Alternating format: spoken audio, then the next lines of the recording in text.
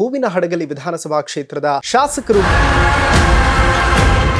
ನನ್ನ ಊರು ಹೇಗಿರ್ಬೇಕಂತೇಳಿ ಫ್ಯೂಚರ್ ಅಲ್ಲಿ ಇವತ್ತು ನಾನು ಡಿಸೈನ್ ಮಾಡ್ತೀನಿ. ಜಿಂದಾಲಲ್ಲಿ ಒಂದಷ್ಟು ಜನಕ್ಕೆ ಕೆಲಸ ಕೊಡಿಸ್ತೀರಿ. ಅವ್ರಿಗೆ ಸೂಟೇಬಲ್ ಆಗದ ಕೆಲಸ ಕೊಡ್ಸಿದ ತಕ್ಷಣ ನಾನು 15-20 ಸಾವಿರನೇ ದುಡಿದು ಇವತ್ತು ನನ್ನ ತಂದೆ ತಾಯಿಗೆ ಸಾಕ್ತಿದ್ದೀನಿ ಅಂತಂದ್ರೆ ಅದಕ್ಕಿಂತ ದೊಡ್ಡ ಹೆಮ್ಮೆ ಇನ್ನೇನಿದೆ. ಸುದ್ದಿಗಳು ಜಾಸ್ತಿ ಆದಾಗ ಎಲ್ಲೋ ಒಂದು ಕಡೆ ಜನಕ್ಕೂ ಕೂಡ ಸಾಕು ಅಂತ ಅನ್ಸಿತ್ತ. ನಾನು ಹೇಳ್ಬಾರ್ದು, ಅದು ಯಾರ್ಯಾರ್ದು ಕಾಲಿಗೆ ಬಿದ್ದು. ಪಿ.ಟಿ. ಪರಮೇಶ್ವರ್ ನಾಯಕ್ ಅವರು ಸಿಕ್ಕಾಗ ಮಾತಾಡಿಸ್ತಾರ ಖುಷಿ ಇಲ್ಲ, ಇಲ್ಲಿವರೆಗೆ ಎಲ್ಲಿ ಸಿಕ್ಕಿಲ್ಲ. ಈ ರಾಜಕೀಯದಲ್ಲಿ ಸೋಲು ಗೆಲುವು ಸಹಜ. ಕೂಡ್ಲಿಗಿ DYSP ಅನುಪಮ ಶಣೈ ಅವ್ರ ಮ್ಯಾಟರ್ ತುಂಬಾ ಸೌಂಡ್ ಮಾಡ್ತು ರಾಜ್ಯದಲ್ಲಿ. ಬರಪೀಡಿತ ಪ್ರದೇಶ ಅಂತ ಘೋಷಣೆ ಮಾಡಬೇಕು ಅಂತ ಕೂಡ ಆಗ್ರಹ ಮಾಡಿ ಹೋದ್ರೆ ಸ್ಟೇಜಿಗೆ ಹೋಗೋದು ಭಾಷಣ ಮಾಡೋದು ಬರೋದು ಅದಲ್ಲ. ಯಾವತ್ತಾದ್ರೂ ಕಣ್ಣೀರು ಇಟ್ಟಿದ್ದೀರಾ? ಕನಸು ಬಹಳ ದೊಡ್ಡ ದೊಡ್ಡ ಕಟ್ಕೊಂಡಿರ್ತಿದ್ದೆ, ಬಟ್ ಫೈನಾನ್ಷಿಯಲ್ ಸಪೋರ್ಟ್ ಇರ್ತಿದ್ದೆ. ಬ್ಲೂ ಪ್ರಿಂಟ್ ಇದೆಯಲ್ಲ, ಅದನ್ನ ಎಕ್ಸಿಕ್ಯೂಟ್ ಮಾಡೋದಕ್ಕೆ ಎಷ್ಟು ಟೈಮ್ ಡ್ಯೂರೇಷನ್ ಬೇಕಾಗುತ್ತೆ? ಸರ್ಕಾರ ನನಗೆ ಸಪೋರ್ಟ್ ಮಾಡ್ದಂತಂದ್ರೆ ನನ್ನ ಪೀರಿಯಡ್ ಎಲ್ಲ ಮುಗಿಸ್ಬೋದು. ನಮಸ್ಕಾರ ವೀಕ್ಷಕರೇ, ನೀವು ನೋಡ್ತಾ ಇದ್ದೀರಾ ನ್ಯಾಷನಲ್ ಟಿವಿ. ನಾನು ಸೈಯದ್ ಹಿದಾಯತ್. ಈಗಾಗಲೇ 100ಕ್ಕೂ ಹೆಚ್ಚು ಶಾಸಕರನ್ನ ಸಂದರ್ಶನ ಮಾಡುವಂತಹ ಒಂದು ಸಣ್ಣ ಪ್ರಯತ್ನ ನಮ್ಮ ಕಡೆಯಿಂದ ಆಗಿದೆ. ಮತ್ತೊಂದು ಕಡೆ ಅನೇಕ ಶಾಸಕರು ತಮ್ಮದೇ ಶೈಲಿಯಲ್ಲಿ ಕೆಲಸ ಮಾಡ್ತಾ ಇರ್ತಾರೆ ಮತ್ತು ಹೊಸದಾಗಿ ಆಯ್ಕೆ ಆದರೂ ಕೂಡ ಆ ಹುಮ್ಮಸ್ಸು ಮತ್ತು ಜನರಿಗೆ ಏನಾದರೂ ಒಂದು ಮಾಡಬೇಕು ಅನ್ನುವಂತಹ ಕಮಿಟ್ಮೆಂಟನ್ನು ಫುಲ್ಫಿಲ್ ಮಾಡುವಂತಹ ನಿಟ್ಟಿನಲ್ಲಿ ಅನೇಕರು ಕೆಲಸ ಮಾಡ್ತಾ ಇದ್ದಾರೆ. ಸೊ ಆ ಪೈಕಿ ಇವತ್ತು ನಾವು ಇಂಟ್ರಾಕ್ಷನ್ ಮಾಡೋದಕ್ಕೆ ಬಂದಿರುವಂಥದ್ದು ಹೂವಿನ ಹಡಗಲಿ ವಿಧಾನಸಭಾ ಕ್ಷೇತ್ರದ ಶಾಸಕರು ಕೃಷ್ಣ ನಾಯಕ್ ಅವ್ರ ಜೊತೆ. ಸೊ ಬನ್ನಿ ಮಾತಾಡಿಸ್ತಾ ಹೋಗೋಣ. ಸರ್ ನಮಸ್ಕಾರ, ಹೇಗಿದ್ದೀರಿ? ಚೆನ್ನಾಗಿದೆ sir. In fact like first time ಆಯ್ಕೆ ಆಗಿದ್ರೂ ಕೂಡ ಸ್ಟಡಿ ಮಾಡಿ ಬಂದಿರುವಂಥದ್ದು ನೀವು. ತುಂಬಾ ಜನ ಏನ್ ಮಾಡ್ತಾರೆ ಅಂತಂದ್ರೆ ಬಂದ ಮೇಲೆ ನೋಡ್ಕೊಳ್ಳೋಣ ಅನ್ನೋ ಥಾಟ್ ಪ್ರೊಸೆಸ್ ಅಲ್ಲಿ ಇರ್ತಾರೆ. ಬಟ್ ನೀವು 5 years ತಗೊಳ್ತೀರಿ ಸ್ಟಡಿ ಮಾಡೋದಕ್ಕೆ, ಹೇಗೆ ಸರ್ಕಾರ ಕೆಲಸ ಮಾಡುತ್ತೆ, ಯಾವ ಇಲಾಖೆ ಅಂಡರಲ್ಲಿ ಏನೇನು ಬರುತ್ತೆ ಅಂತ. ಲೈಕ್ ಹೇಗಿತ್ತು ಆ ಪ್ರೊಸೆಸ್ ಅಂತ? ನೋಡಿ, ನಾನು 2017ರಲ್ಲಿ ಇಟಲಿಯಿಂದ ಯಾವಾಗ ಇಂಡಿಯಾಗೆ ಬಂದೆ. ಇಂಡಿಯಾಗೆ ಬಂದೆ 2017. ಆಮೇಲೆ 2018ರಲ್ಲಿ ನಾನು ಟಿಕೆಟ್ ಕೇಳಿದೆ. ನಾನು ಕಾಂಗ್ರೆಸ್ ಅಲ್ಲಿದ್ದೆ ಆ ಟೈಮಲ್ಲಿ. ಹೌದು, ಟಿಕೆಟ್ ಕೇಳಿದೆ. ಟಿಕೆಟ್ ಆ ಸಮಯದಲ್ಲಿ ಸಿಗಲಿಲ್ಲ. ಅದಾದ್ಮೇಲೆ ನೆಕ್ಸ್ಟ್ ಸಮಯವನ್ನು ವ್ಯರ್ಥ ಮಾಡಬಾರ್ದು ಅಂತೇಳಿ ನಾನು ಇಲ್ಲೇ ಒಂದು ಬಿಸ್ನೆಸ್ ಅಂತೇಳಿ ಸ್ಟಾರ್ಟ್ ಮಾಡಿಕೊಂಡು ಒಂದೊಂದೊಂದೊಂದು ಇಲಾಖೆಯಲ್ಲಿ ಏನು ನಡೀತಾ ಇದೆ, ಯಾರದಾಗಿ ಹೆಡ್, ಓಕೆ, ಆ ಇಲಾಖೆಯ ಪಾಲಿಸಿಗಳು ಏನಿದಾವೆ, ಅದು ಡೈರೆಕ್ಟ್ ಜನರಿಗೆ ಯಾವ ತರ ಅನುಕೂಲ ಆಗುತ್ತೆ, ಅದನ್ನ ಜನರು ಹೇಗೆ ಯುಟಿಲೈಸ್ ಮಾಡ್ಕೋಬಹುದು ಅಂತೇಳಿ ಪ್ರತಿ 36-37 ಎಷ್ಟು ಡಿಪಾರ್ಟ್ಮೆಂಟ್ಗಳಿದಾವೆ, ಎಲ್ಲ ಡಿಪಾರ್ಟ್ಮೆಂಟ್ಗಳು ನಾನು ಯಾವಾಗ ನನಗೆ ಸಮಯ ಸಿಗ್ತೈತಿ ಅವಾಗೆಲ್ಲ ನಾನು ಹೋಗೋದು ಬರೋದು. ಹೆಡ್ ಯಾರಿದ್ದಾರೆ, ಪ್ರಿನ್ಸಿಪಲ್ ಸೆಕ್ರೆಟರಿ ಯಾರಿದ್ದಾರೆ, ಸೆಕ್ರೆಟರಿ ಯಾರಿದ್ದಾರೆ, ಡೈರೆಕ್ಟರ್ ರೇಟ್ ಅದು ಅಥವಾ ಕಮಿಷನರ್ ರೇಟ್ ಅದು. ಸೊ ಈ ತರ ನಾನೆಲ್ಲ ಸ್ಟಡಿ ಮಾಡ್ತಾ ಇದ್ದೆ. ಹಾಗಾಗಿ ಈಗೆಲ್ಲ ನನಗೀಗ ನಡ್ಸ್ಕೊಂಡು ಹೋಗಕ್ಕೆ ನನಗೆ ಯಾವುದೇ ರೀತಿ ಈಗ ತೊಂದರೆ ಇಲ್ಲ. ಬಹಳ ಸ್ಮೂತ್ ಆಗಿ ನಾನು ಕೆಲಸ ಮಾಡಕ್ಕೆ ಅನುಕೂಲ ಆಗ್ತಾ ಇದೆ. ಅಂದ್ರೆ ಲೈಕ್ ಪೊಲಿಟಿಕ್ಸ್ಗೆ ಬಂದೇ ಬರಬೇಕು ಅನ್ನುವಂತ ಕಾರಣಕ್ಕೆ ಸ್ಟಡೀಸ್ ಸ್ಟಾರ್ಟ್ ಮಾಡಿದ್ದ ಅದು ಕಂಪ್ಲೀಟ್ ಗವರ್ಮೆಂಟ್ ಹೇಗೆ ವರ್ಕ್ ಮಾಡುತ್ತೆ ಹೇಗಿದೆ ಅಂತಂದ್ರೆ, ಈಗ ನಾನೊಬ್ಬ ಸಾಮಾನ್ಯ ರೈತನ ಮಗ. ನಾನು ಬಹಳಷ್ಟು ಕಷ್ಟಪಟ್ಟು 7ನೇ ಕ್ಲಾಸ್ವರೆಗೆ ಓದಿದ್ದೆ ಅಲ್ಲೇ ನನ್ನ ಗ್ರಾಮಲ್ಲಿ. 4ನೇ ಕ್ಲಾಸ್ ಗ್ರಾಮ ಪಕ್ಕದ ಒಂದು ನಮ್ಮ ಊರೇ. 3 ವರ್ಷ ಅಲ್ಲಿ 7ನೇ ಕ್ಲಾಸಲ್ಲಿ ಓದಿ ಅಲ್ಲಿಂದ ಬಳ್ಳಾರಿಗೆ ಹೋಗಿ PUC ಧಾರವಾಡಲ್ಲಿ ಮಾಡಿ ಇಂಜಿನಿಯರಿಂಗ್ ಇಲ್ಲ ಬೆಂಗಳೂರಲ್ಲಿ ಮಾಡಿದೆ. ಬೆಂಗಳೂರಿಗೆ ಮಾಡಿದ್ಮೇಲೆ ನನಗೆ ಕೆಲಸ ಸಿಕ್ತು. 2-3 ಕಂಪ್ನಿ ಕೆಲಸ ಸಿಕ್ತು. ಅದರಲ್ಲಿ ಆಪ್ಷನ್ ನಾನು GSW ಜಿಂದಾಲ್ ಅದನ್ನು ತಗೊಂಡೆ. ಕಾರಣ ತಂದೆ ತಾಯಿ ಹತ್ರ ಇರ್ಬೋದು, ಏನೊಂದು ಒಳ್ಳೇದು ಮಾಡ್ಬೋದು ಅಂತ. ಕರೆಕ್ಟ್. ಅದಾದ್ಮೇಲೆ ಒಂದು 5-6 ವರ್ಷದಲ್ಲಿ ನಾನು ಬಹಳಷ್ಟು ನನ್ನ ಮನೆಗೆ, ನಮ್ಮ ತಂದೆ ತಾಯಿಗೆ ಏನು ಬೇಕು, ನನ್ನ ಹೊಲಗೆಲ್ಲ ಏತ ನೀರಾವರಿಂದ ಪೈಪ್ ಲೈನು, ಟ್ರ್ಯಾಕ್ಟ್ರು, ಒಂದು ಮನೆ, ಓಕೆ, ಆಮೇಲೆ ಏನು ಎಷ್ಟು ಹೊಲ ಇತ್ತು ಆ ಹೊಲನೆಲ್ಲ ಕ್ಲೀನ್ ಮಾಡಿಸಿ ಎಲ್ಲ ಇರಿಗೇಷನ್ ಯಾವಾಗ ಆಯ್ತು ಅವಾಗ ಅವರು ಇಂಡಿಪೆಂಡೆಂಟ್ ಅವ್ರದ್ದೇ ಆದಂತ ಆರಾಮಾಗಿ ಜೀವನ ನಡೆಸೋ ಲೆವೆಲಿಗೆ ಬಂದ್ರು. ನನ್ನ ಮೇಲೆ ಡಿಪೆನ್ಸ್ ಕಡಿಮೆ ಆಯ್ತು. ಅವಾಗ ನಾನು ಅವಾಗ ಆಲೋಚನೆ ಮಾಡ್ತಿದ್ದೆ. ಈಗ ನಾನು ಬಂದಿದ್ದ ಹಾದಿ ಫಾರ್ಚುನೇಟ್ ಆಗಿ ನಾನು ಇಲ್ಲಿವರೆಗೆ ಬಂದ್ಬಿಟ್ಟೆ.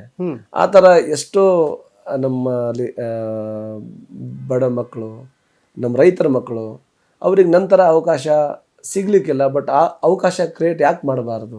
ಕರೆಕ್ಟ್, ಹೌದು ಅಂತೇಳಿ ನಾನು ಅವಾಗ ಆಲೋಚನೆ ಮಾಡ್ತಿದ್ದೆ. ಅದಾದ್ಮೇಲೆ ನಾನು ಇಂಜಿನಿಯರ್ಗಾಗಿ ಅಲ್ಲಿಂದ ಇಟಲಿಗೆ ಹೋದೆ. ಇಟಲಿಯಿಂದ ಸುಮಾರು ದೇಶಗಳೆಲ್ಲ ಓಡಾಡಿದೆ ನಾನು. ಆ ದೇಶಗಳೆಲ್ಲ ಹೋಗುವಾಗ ಅಲ್ಲಿ ಹೇಗಿರುತ್ತೆ ಎಜುಕೇಶನ್ ಸಿಸ್ಟಮ್, ಕರೆಕ್ಟ್, ಅಲ್ಲಿ ಕೃಷಿ ಹೇಗಿದೆ, ಅಲ್ಲಿ ರೈತರು ಹೇಗಿರ್ತಾರೆ, ಅಲ್ಲಿ ಕಾನೂನು ವ್ಯವಸ್ಥೆ ಹೇಗಿದೆ, ಓಕೆ, ಹೇಗೆ ಅಷ್ಟು ಬೇಗ ಅವ್ರ ಅಭಿವೃದ್ಧಿ ಆಗಕ್ಕೆ ಸಾಧ್ಯ.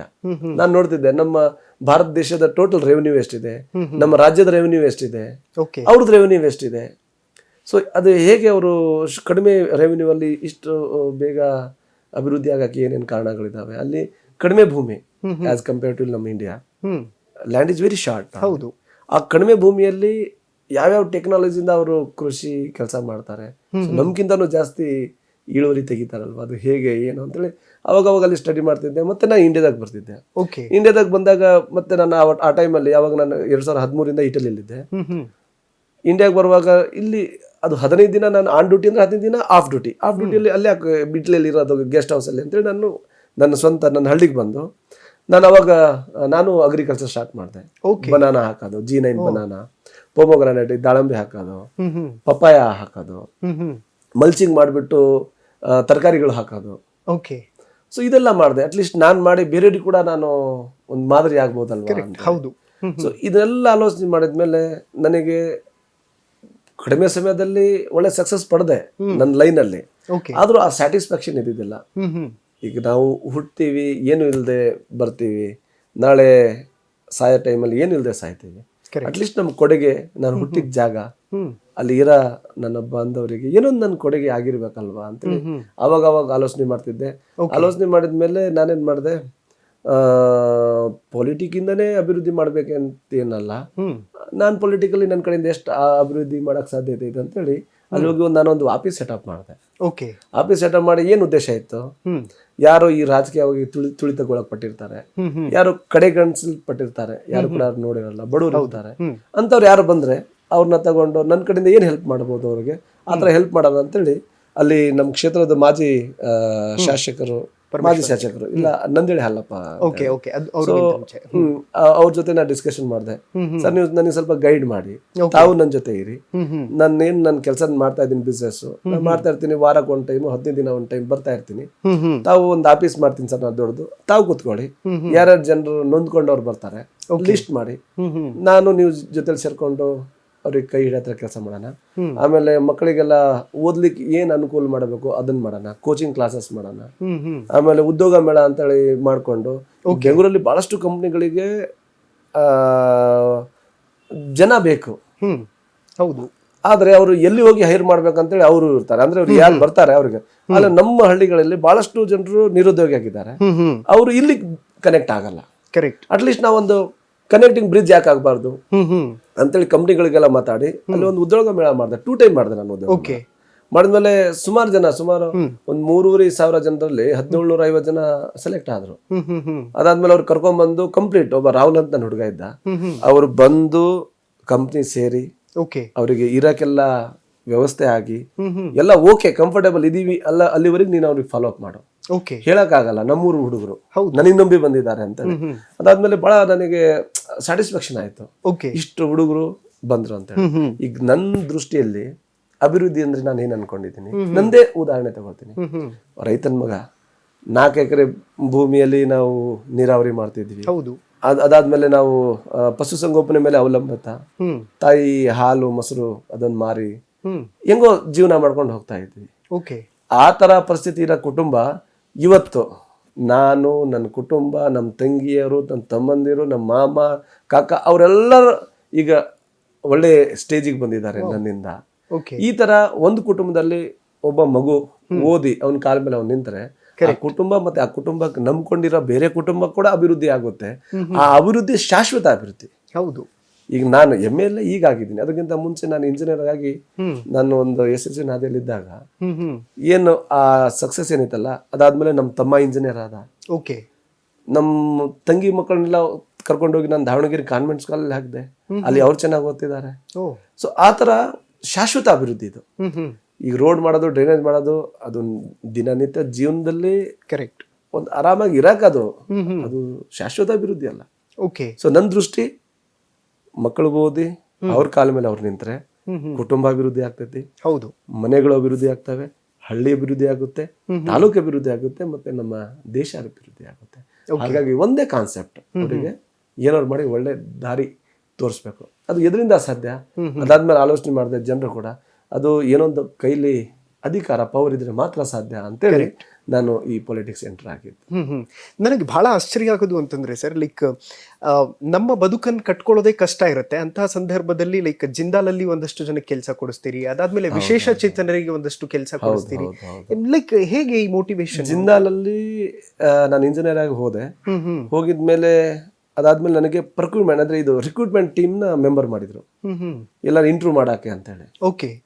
ಸೊ ಈಗ ನನ್ನ ಕಣ್ಮುಂದೆ ಡೈಲಿ ನಾನು ವಾರ ಏನಾದ್ರು ನನ್ನ ಊರಿಗೆ ಬಂದಾಗ ನನ್ನ ಕಣ್ಮುಂದೆ ನಿರುದ್ಯೋಗಿಗಳೇನು ಕಾಣ್ತಿದ್ರು. ಅವ್ರಿಗೆ ಹೇಳ್ತಿದ್ದೆ, ನೀನು ಇಂಥ ದಿನ ಇಂಟರ್ವ್ಯೂ ಇದೆ ಬಂದ್ಬಿಡು ಅಂತೇಳಿ. ಓಕೆ. ಇಂಥ ದಿನ ಇಂಟರ್ವ್ಯೂ ಇದೆ ಬಂದ್ಬಿಡು. ಅವ್ರು ಬಂದಿರ್ತಿದ್ರು, ಫೋನ್ ಮಾಡ್ತಿದ್ದ ಸರ್ ಬಂದಿದ್ದೀವಿ ಅಂತೇಳಿ. ಇಂಟರ್ವ್ಯೂ ನಾನೇ ತಗೊಳ್ತಿದ್ದೆ. ಸೊ ಅದರಲ್ಲಿ ಡಿಪೆಂಡ್ ಅಪಾನ್ ಅವ್ರ ಸ್ಕಿಲ್ ನಾನು ಯಾವ ಕೆಟಗರಿಲಿ ಇವನು ಸೂಟೇಬಲ್ ಅಂತೇಳಿ ಆ ಥರ ಕೆಲಸಗಳು ಕೊಡಿಸ್ತಿದ್ದೆ. ನಾನು ಅಲ್ಲಿದ್ದಾಗ ಸುಮಾರು ಜನ ಕೆಲಸ ಕೊಡಿಸಿದ್ದೆ, ಈಗೂ ಕೆಲಸ ಮಾಡ್ತಿದ್ದಾರೆ. ಹೌದು. ಅದಾದ್ಮೇಲೆ ಮತ್ತೆ ಅಂಗವಿಕಲರು ಅಂದ್ರೆ ಅವರು ವಿಕಲಚೇತನರು ಅವ್ರು ಏನು ಈಗ ತಂದೆ ತಾಯಿ ಏನಂತಾರೆ, ಮಗು ಹುಟ್ಟಿದ ಈ ತರ ಆದ ಅಂತೇಳಿ. ಆದ್ರೂ ತಂದೆ ತಾಯಿ ಆಲೋಚನೆ ಮಾಡಲ್ಲ, ಯಾಕಂದ್ರೆ ತಂದೆ ತಾಯಿ. ಆದ್ರೆ ಆ ಮಗು ನನ್ನ ತಂದೆ ತಾಯಿಗೆ ಭಾರ ಆದೆ, ಹೌದು, ನಮ್ಮ ಮನೆಗೆ ಭಾರ ಆದೆ ಅಂತ ಸಮಯದಲ್ಲಿ ಅವ್ರಿಗೆ ಸೂಟೇಬಲ್ ಆಗೋದು ಕೆಲಸ ಕೊಡ್ಸಿದ ತಕ್ಷಣ ನಾನು 15-20 ಸಾವಿರನೇ ದುಡಿದು ಇವತ್ತು ನನ್ನ ತಂದೆ ತಾಯಿಗೆ ಸಾಕ್ತಿದ್ದೀನಿ ಅಂತಂದ್ರೆ ಅದಕ್ಕಿಂತ ದೊಡ್ಡ ಹೆಮ್ಮೆ ಇನ್ನೇನಿದೆ. ಕರೆಕ್ಟ್. ಹೌದು. ಸೊ ಹಾಗಾಗಿ ನಾನು 2017ರಲ್ಲೇ ನಾನು ಉದ್ಯೋಗ ಮೇಳ ಮಾಡಿ ಅವರಿಗೆಲ್ಲ ಕೆಲಸ ಕೊಡೋ ಕೆಲಸ ಮಾಡಿದ್ದೆ. ನಾನು ತುಂಬಾ ಮಿಸ್ ಮಾಡ್ಕೋತೀರಾ ಜಿಂದಾಲ್ ಡೇಸ್? ಇಲ್ಲ, ಖಂಡಿತ. ಆ ಟೈಮಲ್ಲಿ ಅಲ್ಲಿದ್ದೆ. ಕಡಿಮೆ ಸಮಯದಲ್ಲಿ ನಾನು ಭಾಳ ಹೆಸರು ಮಾಡಿದೆ ಅಲ್ಲಿ. ನಾನು ಭಾಳ ಹಾರ್ಡ್ ವರ್ಕರ್. ಓಕೆ. ಆಲೋಚನೆಗೂ ಅಷ್ಟೇ ಮಾಡ್ತೀನಿ, ಕೆಲಸನೂ ಅಷ್ಟೇ ಮಾಡ್ತೀನಿ. ಅಲ್ಲಿದ್ದಾಗ ಕೂಡ ಬೆಳಿಗ್ಗೆ 8 ಗಂಟೆಗೆ ಹೋದ್ರೆ ರಾತ್ರಿ 10-12 ಗಂಟೆ ಆ ಥರ. ಸೊ ನಾನು youngest head of the department ಆಗಿದ್ದೆ ಅಲ್ಲಿ. ಕೃಷ್ಣ ಈ ಪ್ರಾಜೆಕ್ಟ್ ಕೈ ಇಟ್ಕೊಂಡಿದ್ದಾನಂದ್ರೆ 100% ಸಕ್ಸಸ್ಫುಲ್ ಆಗಿ ಕಂಪ್ಲೀಟ್ ಮಾಡ್ತಾನಂತ ಆ ಥರ ಅಲ್ಲಿ ಎನ್ವೈರ್ಮೆಂಟ್ ಕ್ರಿಯೇಟ್ ಮಾಡಿದ್ದೆ ನಾನು. ಅದಾದ್ಮೇಲೆ ಇಟಲಿಯವರು, ನಾನು ಇಟಲಿ ಕಂಪ್ನಿದು ಡಿಸೈನ್ ತಗೊಂಡು ಅಲ್ಲಿ ಇಂಪ್ಲಿಮೆಂಟ್ ಮಾಡ್ತಾ ಇದ್ವಿ. ಆ ಸಮಯದಲ್ಲಿ ನನ್ನ ನಾಲೆಜ್ ನೋಡ್ಕೊಂಡು ಅವ್ರು ನನಗೆ ಆಫರ್ ಮಾಡಿದ್ರು. ಓಕೆ. ಅದಾದ್ಮೇಲೆ ನಾನು ಹೇಳಿದೆ, ಯಾವ ಕೆಲಸ ಮಾಡ್ತಾ ಇದ್ದೀನಿ ಪೂರ್ಣಗೊಂಡಿದ್ಮೇಲೆ ಬರ್ತೀನಿ ಅಂತೇಳಿ. ಪೂರ್ಣಗೊಂಡು ನನಗೂ ದೇಶಗಳ ತಿರುಗಾಡ್ಬೇಕಂತ ಆಸೆ ಇತ್ತು. ಯಾಕಂದ್ರೆ ನಾನು ಎಲ್ಲಿ ಇಂಜಿನಿಯರಿಂಗ್ ಮುಗಿಸಿದೆ, ನಾನು ಇಲ್ಲಿ ಪೆಸಿಟಲ್ಲಿ, ಅದು one of the top college ಕರ್ನಾಟಕದಲ್ಲಿ. ಆ ಕಾಲೇಜಲ್ಲಿ ನನ್ನ ಕ್ಲಾಸ್ಮೇಟ್ಗಳು 90% ಎಲ್ಲ ಹೊರ ದೇಶ ಹೋದ್ರು. ಓಕೆ. ನನಗಾಗಲಿಲ್ಲ, ಯಾಕಂದ್ರೆ ನಾನು ಬಡವ ಇದ್ದೆ. ನನಗೇನಾದ್ರು ಜೀವನ ನಡೆದ್ರೆ ಸಾಕು ಆ ಲೆವೆಲಲ್ಲಿ ಇದ್ದೆ. ಅವಾಗ ಆಸೆ, ನಾನು ಸ್ವಲ್ಪ ದುಡ್ಡು ಇದ್ದಿದ್ರೆ ಹೊರ ದೇಶ ಎಲ್ಲ ನೋಡ್ಬೋದಿತ್ತಲ್ಲ ಅಂತ ಕನ್ಸು ಕಾಣ್ತಿದ್ದೆ. ಅವರಲ್ಲಿ MS ಮಾಡಕ್ ಹೋದ್ರು. ಅದಾದ್ಮೇಲೆ ನಾನು ಇಲ್ಲಿ ಜಿಂದಾಲಲ್ಲಿ ಹೋದೆ, ಒಂದು ಲೆವೆಲಿಗೆ ಬಂದೆ. ಈಗ ಯಾಕೆ ಹೋಗ್ಬಾರ್ದು ಅಂತೇಳಿ ಅವಾಗ ಆಯ್ತು ಅಂತೇಳಿ ಇಟಲಿ ಕಂಪ್ನಿ ಅವ್ರದ್ದು ಪ್ರಪೋಸಲ್ನ ನಾನು ಒಪ್ಕೊಂಡು ಇಟಲಿಗೆ ಹೋದೆ. ಸೊ ಇಟಲಿಯಲ್ಲಿ ನಾನು ಎಕ್ಸ್ಪರ್ಟು. ಎಲ್ಲೆಲ್ಲಿ ಅವರು ವರ್ಲ್ಡ್ ವೈಡ್ ಅಲ್ಲಿ ಕೆಲಸ ನಡೀತಾ ಇರುತ್ತೆ ಅಲ್ಲಿ ನಾನು ಹೋಗಿ ಆಸ್ ಎ ಇನ್ಸ್ಪೆಕ್ಷನ್ ಇಂಜಿನಿಯರ್ ಆಗಿ ಆಸ್ ಪರ್ ಅವ್ರ ಟೆಕ್ನಾಲಜಿ ಪ್ರಕಾರ ನಡೀತಾ ಇದೆ, ಏನೋ ಡಿವಿಯೇಷನ್ಸ್ ಇದೆ ಅಂತ ನೋಡಕ್ ಹೋಗ್ತಿದ್ದೆ ನಾನು. ಓಕೆ. ಸೊ ನೋಡಕ್ ಹೋಗ್ತಿದ್ದೆ, ಭಾಳ ಕಂಫರ್ಟೇಬಲ್ ಲೈಫ್, ಭಾಳ ಕಂಫರ್ಟೇಬಲ್. ಆ ಸಮಯದಲ್ಲಿ ಸುಮಾರು 1 ಕೋಟಿ ಹತ್ರ ಇರೋದು ಕಾರ್ ತಗೊಂಡು ಕಂಫರ್ಟಬಲ್ ಆಗಿದ್ದೆ. ಆದ್ರೂ ನನಗೆ ಯಾಕೋ ಸ್ಯಾಟಿಸ್ಫ್ಯಾಕ್ಷನ್ ಅಂತಿದ್ದಿಲ್ಲ. ಈಗ ನಾನು ಒಬ್ಬನೇ ಚೆನ್ನಾಗಿರೋದ್ರಿಂದ ಬೇರೆಯವ್ರು ನೋಡಿ ನನಗೆ ಖುಷಿ ಆಗ್ತಿತ್ತು. ನಾನೇನು ಪುಣ್ಯ ಮಾಡಿದ್ದೆ, ಅವ್ರೇನು ಪಾಪ ಮಾಡ್ಯಾರ ಅಂತ. ಅದಕ್ಕೆ ಅವ್ರಿಗೊಂದು ದಾರಿ ತೋರ್ಸೋಣ ಅಂತೇಳಿ ರಾಜಕೀಯಕ್ಕೆ ಬಂದೆ. ಭಾಳ ಬ್ಯೂಟಿಫುಲ್ ಆಗಿ ಪ್ಲಾನ್ ಮಾಡ್ತಾ ಇದ್ದೀನಿ. ನಮ್ಮ ಬೆಂಗಳೂರು ಕಡೆ ಮತ್ತು ಬೆಂಗಳೂರು ಮತ್ತು ಹೊಸಪೇಟೆ ಒಂದು ಟೀಮ್ ಮಾಡಿದ್ದೀನಿ. ಪ್ರತಿ ಒಂದು ಶಾಲೆ ಕೂಡ ನಾವು ಡಿಸೈನ್ ಮಾಡ್ತಾ ಇದೀವಿ.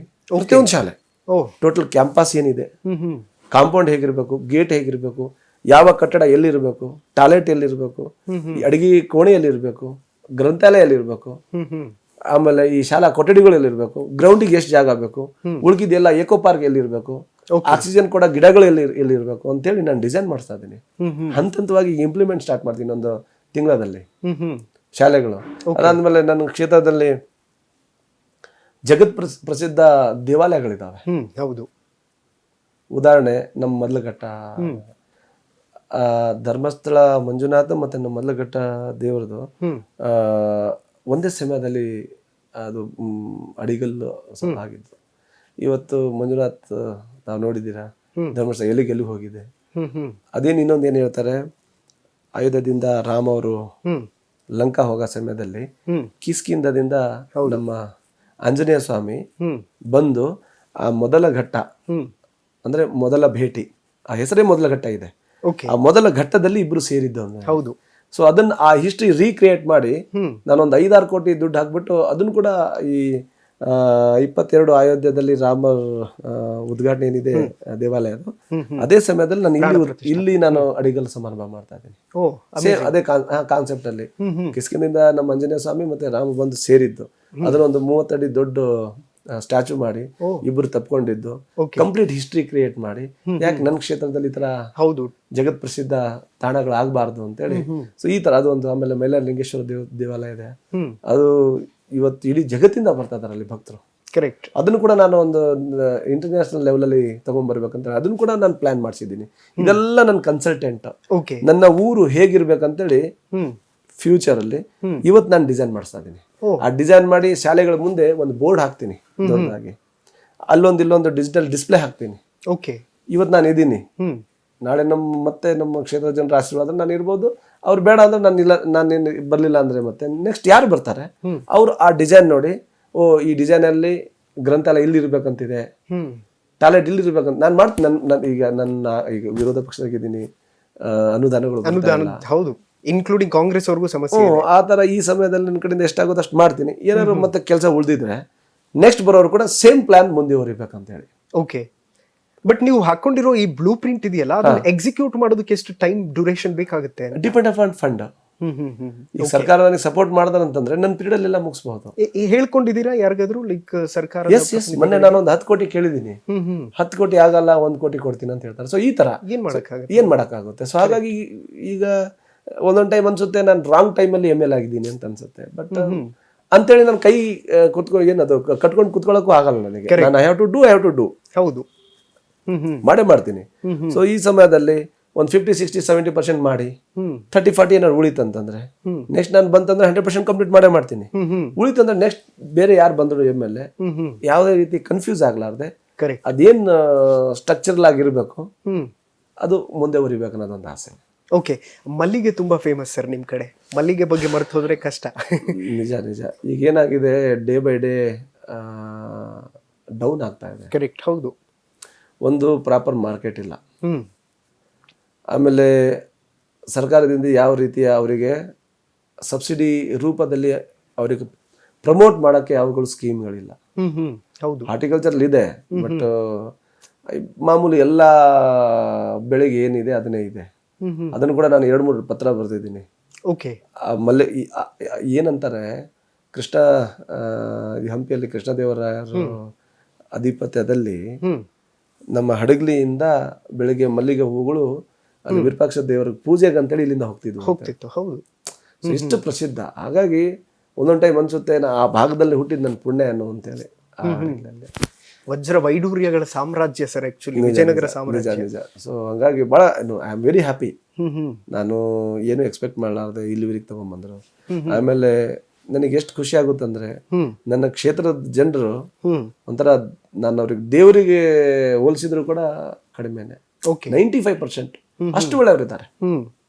ಅವ್ರು ಹೇಳ್ತಾರೆ ಆಯ್ತಪ್ಪ ಮಾಡು, ನಿನಗೇನು ಸಣ್ಣ ಪುಟ್ಟ ಅವ್ರ ತೊಂದರೆ ಇತ್ತ ಹೇಳ್ತಾರೆ. 5% ಸ್ವಲ್ಪ ಇರ್ತಾರೆ ಕಿತಾಪತಿ ಮಾಡೋರು, ಬಟ್ ಏನು ಮಾಡೋಕ್ಕಾಗಲ್ಲ ಅವರಲ್ಲಿ ಇದ್ದಿದ್ದೆ. ಈಗ ನೋಡಿ, ನಾನು ಅಭಿವೃದ್ಧಿ ಮಾಡಕ್ ಬಹಳಷ್ಟು ಪ್ಲಾನ್ ಯೋಜನೆಗಳು ರೂಪಿಸ್ಕೊಂಡಿದ್ದೀನಿ. ಅದಾಗ ಬಹಳಷ್ಟು ಅಡೆತಡೆ ಬರ್ತವೆ. ಒಳ್ಳೆ ಕೆಲಸಕ್ಕೆ ಬಹಳ ಕಷ್ಟ ಆಗುತ್ತೆ. ಕೆಟ್ಟ ಕೆಲಸ ಮಾಡಿ ಎಲ್ಲ ಸಪೋರ್ಟ್ ಮಾಡ್ತಾರೆ ಈಗಿನ ಜನರೇಷನ್ ಅಲ್ಲಿ. ಹೌದು. ಹಾಗಾಗಿ ನಾನು ಒಂದೇ ದೃಷ್ಟಿ ಅಭಿವೃದ್ಧಿ ಮಾಡ್ಬೇಕು, ಅದು ಏನೇ ಅಡೆತಡೆ ಬರಲಿ ನಾನು ಯಾವುದಕ್ಕೂ ಕೇರ್ ಮಾಡ್ಬೋದು. ಆತರ ಮೈಂಡ್ ಸೆಟ್ ಮಾಡ್ಕೊಂಡಿದ್ದೀನಿ. ನನಗೆ ಮತ್ತೆ ML ಆಗ್ಬೇಕು, ಮತ್ತೆ ಮಂತ್ರಿ ಆಗ್ಬೇಕು, ಮತ್ತೆ ಆತರ ಕನ್ಸಿಲ್ಲ. ನನ್ನ ಊರು ಅಭಿವೃದ್ಧಿ ಆಗ್ಬೇಕು, ಮಕ್ಕಳು ಅಭಿವೃದ್ಧಿ ಆಗ್ಬೇಕು, ಅವ್ರ ಭವಿಷ್ಯ. ದೊಡ್ಡವ್ರಿಗೆ ನನ್ನ ಕೈಯಿಂದ ಏನೋ ಮಾಡಕ್ ಆಗುತ್ತಿಲ್ಲ, ಗೊತ್ತಿಲ್ಲ, ಐ ಡೋಂಟ್ ನೋ. ಬಟ್ ಮಕ್ಕಳ ಭವಿಷ್ಯ ನನ್ನ ಪೀರಿಯಡ್ ಅಲ್ಲಿ ಒಳ್ಳೆ ದಾರಿಯನ್ನು ತೋರಿಸ್ಬೇಕು. ಅದನ್ನ ತೋರಿಸ್ತೀನಿ. ಅದಕ್ಕೆ ಯಾವುದೇ ರೀತಿ ಅಡ್ಡಿ ಬಂದರೂ ಕೂಡ ನಾನು ಕೇರು ಮಾಡಲ್ಲ. ಯಾವುದೇ ರೀತಿ ಏನೇ ಅಡ್ಡಿ ಬಂದ್ರು, ನಾನು ಈ ತರ ಆದ್ರೆ ನಾಳೆ ನನಗೆ ಓಟ್ ಕಡಿಮೆ ಆಗ್ಬೋದೇನೋ, ಈ ತರ ಕೆಲಸ ಮಾಡಿದ್ರೆ ನನಗೆ ನಾಳೆ ಇವ್ರು ಓಟ್ ಹಾಕ್ಲಿಲ್ಲ ಅಂದ್ರೆ ಹೆಂಗೆ, ಆ ಥರ ನನಗೆ ಭಯನೇ ಇಲ್ಲ. ನಾನು ಏನು ನಮ್ಮ ಮನೆಯಲ್ಲಿ ಇಲ್ಲಿವರೆಗೂ ಕೂಡ ಯಾವೊಬ್ರು ಗ್ರಾಮ ಪಂಚಾಯತಿ ಮೆಂಬರ್ ಆಗಿಲ್ಲ. ಸೊ ನಮ್ಮ ಜನರ ಆಶೀರ್ವಾದ ಮಾಡಿ ಇವತ್ತು ನನಗೆ ಶಾಸಕ ಮಾಡಿದಾನಂದ್ರೆ ಓದುವಂತ ಬುದ್ಧಿವಂತ ಏನೊಂದು ಮಾಡ್ಬೋದು ಅಂತೇಳಿ ಒಂದು ಉದ್ದೇಶದಿಂದ ಮಾಡಿದ್ದಾರೆ. ಅದು ನಾನು ಹುಸಿಗೊಳಿಸಬಾರ್ದು. ಕರೆಕ್ಟ್. ಹಾಗಾಗಿ ಮಾಡ್ಬೇಕಂತೇಳಿ ಪಣ ತೊಟ್ಟಿದ್ದೀನಿ, ಅದನ್ನು ಮಾಡೇ ಮಾಡ್ತೀನಿ. ಓಕೆ ಸರ್, ಒಂದು ಕಡೆ ಜಿಂದಾಲ್, ಮತ್ತೊಂದು ಕಡೆ ಇಟಲಿ, ಅದಕ್ಕೂ ಬಿಫೋರ್ ಏನ್ ಮಾಡ್ತಾ ಇದ್ರಿ? ಏನಾದ್ರು ಲೈಕ್ ಫ್ಯಾಮಿಲಿಗೆ ಫೈನಾನ್ಷಿಯಲಿ ಒಂದ್ ಕಡೆ ಸಪೋರ್ಟ್ ಮಾಡಲೇಬೇಕು ಅನ್ನುವಂಥದ್ದು ಏನಿತ್ತು. 4 ಎಕರೆ ಭೂಮಿ ಇತ್ತು. ತಾಯಿ ಆಮೇಲೆ ಎಮ್ಮೆ ಆಕಳೆಲ್ಲ ಇದ್ವು. ಹಾಲು ಮಾರ್ತಿದ್ರು, ಮೊಸರು ಮಾರ್ತಿದ್ರು. ಅದರಿಂದ ಇದಕ್ಕೆ ರೇಷನ್ಗೆ ಹೋಗ್ತಿತ್ತು. 4 ಎಕರೆಯಲ್ಲಿ ನಾವು ಶೇಂಗಾ, ಆಮೇಲೆ ಸೂರ್ಯಕಾಂತಿ, ಮೆಕ್ಕೆಜೋಳ, ಅಲ್ಲೇ ತರಕಾರಿ ಹಾಕೊಂಡು ಕಂಫರ್ಟೇಬಲ್ ಆಗಿದ್ವಿ. ನಮಗೇನು ಅಲ್ಲ, ಇಲ್ಲಿವರೆಗೆ ನಮ್ಮ ಮನೇಲಿ ಒಬ್ಬರು ಇನ್ನೂವರೆಗೆ ಯಾರು ಕೂಲಿಗೆ ಹೋಗಿಲ್ಲ ನಾವು. ನಮ್ಮ ಆಸ್ತಿಯಲ್ಲಿ ನಾವೇ ದುಡಿದು ಕಂಫರ್ಟೇಬಲ್ ಲೈಫ್. ಬಟ್ ಅಲ್ಲಿ ಹಳ್ಳಿಗೆ ಹೆಂಗ್ ಜೀವನ ಮಾಡಕ್ಕೆ ಹೇಗೆ ಬೇಕೋ ಅಷ್ಟಿದ್ವಿ. ಬಟ್ ಅಭಿವೃದ್ಧಿ ಆಗಿದ್ದಿಲ್ಲ. ಸೊ ನಾನು ಯಾವಾಗ ಓದಿ ಹೊರಗೆ ಬಂದೆ, ತಂದೆ ಹೇಳ್ತಿದ್ರು 10th ಮುಗೀತು, ಫಸ್ಟ್ ಕ್ಲಾಸಲ್ಲಿ ಪಾಸ್ ಆಗಿದೆಯಾ, ಎಜುಕೇಶನ್ ಮಾಡು, TCS ಮಾಡು, ಮಾಸ್ಟರ್ ಆಗ್ತೀಯಾ ಅಂತ. ಓಕೆ. ಸೊ ನಾನು ಕನಸುಗಳು ಭಾಳ ದೊಡ್ಡ ದೊಡ್ಡ ಕಟ್ಕೊಂಡಿದ್ದೆ.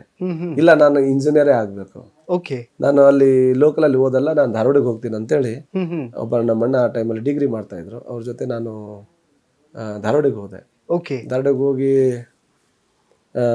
ಅಪ್ಲೈ ಮಾಡಿದೆ. ಸೆಕೆಂಡ್ ಲಿಸ್ಟಲ್ಲಿ ಆಯ್ತು ನಂದು ಅಡ್ಮಿಷನ್. ಓಕೆ. ಆಮೇಲೆ ಅಲ್ಲಿ ಭಾಳಷ್ಟು ಅಲ್ಲಿ ಕಷ್ಟ ಆಯಿತು. ಈಗ ನೋಡಿ, ಅಲ್ಲಿ ಹೋಗಿದ ತಕ್ಷಣ ನಾನು ಕನ್ನಡ ಮೀಡಿಯಂ ಸ್ಟೂಡೆಂಟು.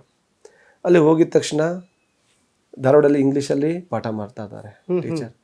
ಅಕ್ಕಪಕ್ಕ ಕೂತ್ಕೊಂಡವರು ಒಳ್ಳೆ ಒಳ್ಳೆ ಕಾರ್ಮೆಂಟ್ ಕಾಲೇಜಲ್ಲಿ ಓದಿದವರು ಇಂಗ್ಲೀಷಲ್ಲಿ ಮಾತಾಡ್ತಾರೆ. ನನಗೊಂದು ಇಂಗ್ಲೀಷ್ ಮಾತಾಡೋಕೆ ಬರಲ್ಲ, ಇಂಗ್ಲೀಷ್ ಅರ್ಥ ಆಗಲ್ಲ, ಅವ್ರು ಪಾಠ ಮಾಡೋದು ಕೂಡ ಅರ್ಥ ಆಗೋದಲ್ಲ.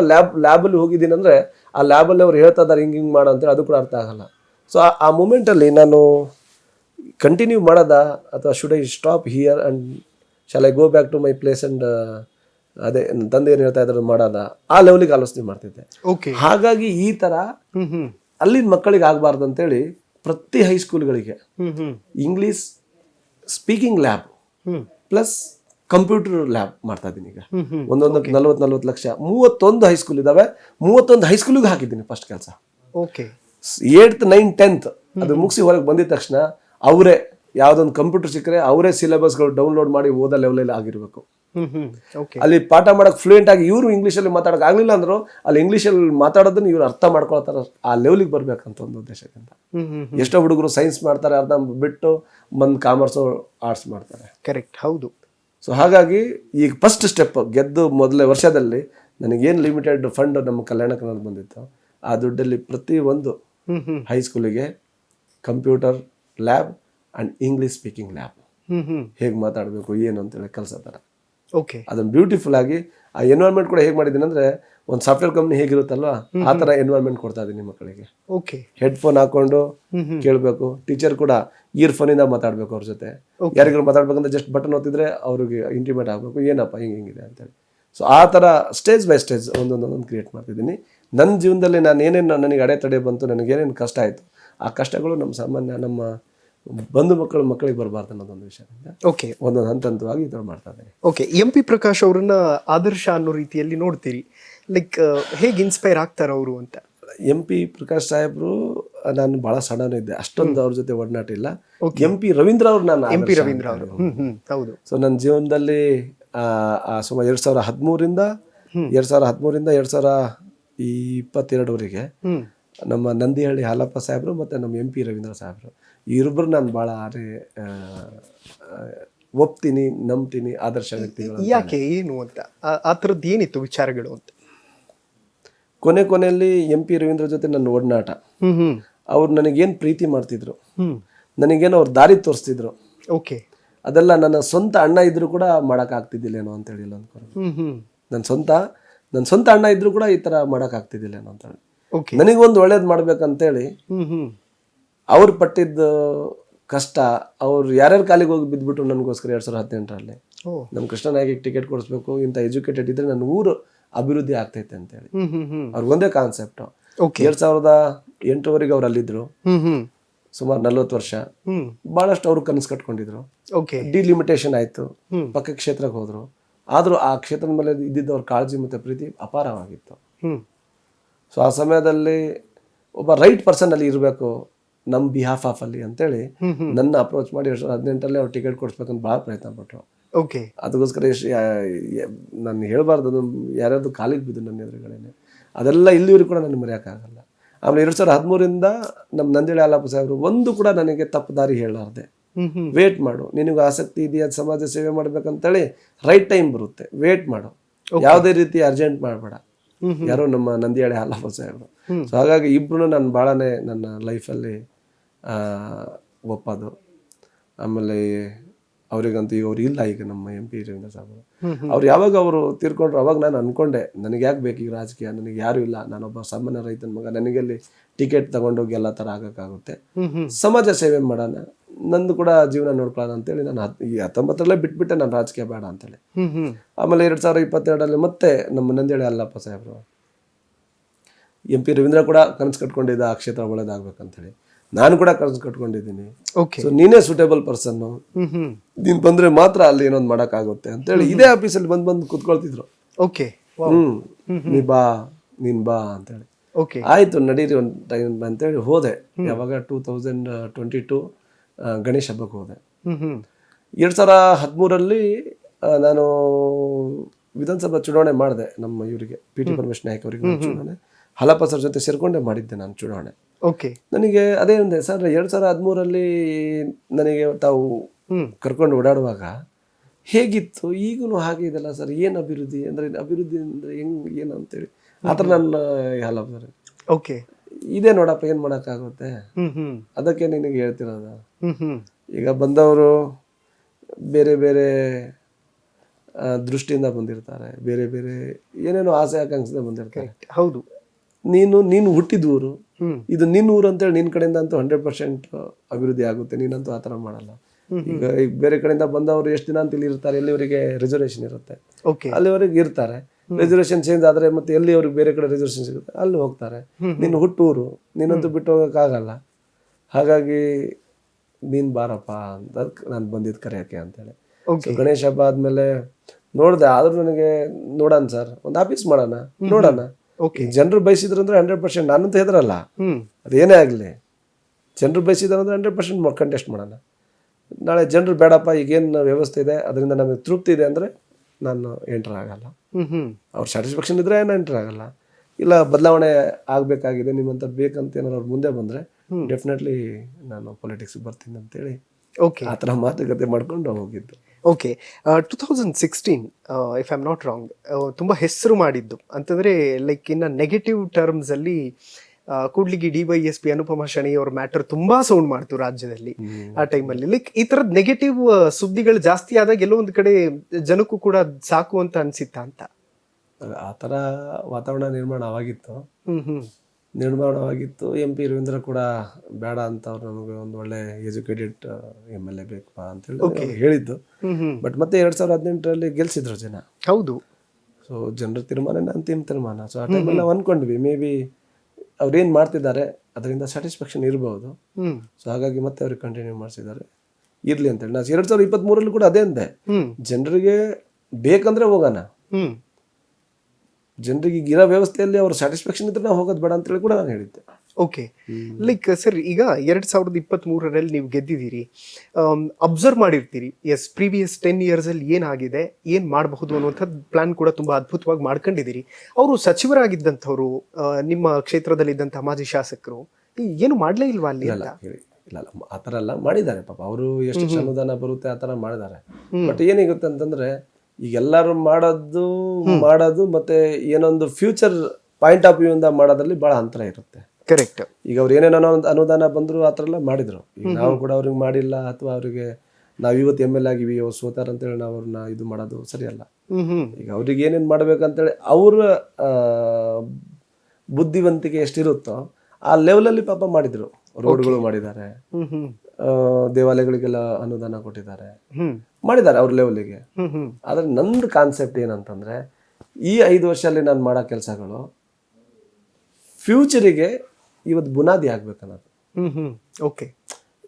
ಯಾವ ದಿಶೆಯಲ್ಲಿ ಕರ್ಕೊಂಡು ಹೋದ್ರೆ ಈ ಕ್ಷೇತ್ರನ ಒಳ್ಳೆ ಫ್ಯೂಚರ್ ಇದೆ ಅಂತಿದೆಯಲ್ವಾ, ಅದು ನನ್ನ ಕಾನ್ಸೆಪ್ಟ್. ಹಾಗಾಗಿ ಈಗ ಡಿಸೈನ್ ಮಾಡಿಸ್ತಾ ಇದೀನಿ ಒಂದೊಂದು. ನನ್ನ ಕನಸುಗಳು ನೆಕ್ಸ್ಟ್ ಮುಂಬರುವ 25-50 ವರ್ಷದ ಕನಸುಗಳು. ಈಗ LED ಡಿಸ್ಪ್ಲೇಗಳು ಹಾಕ್ತಾ ಇದೀನಿ ಅಂದ್ರೆ, ಈಗ LED ಡಿಸ್ಪ್ಲೇಗಳು ಬೆಂಗಳೂರಲ್ಲಿ ಇದೆ.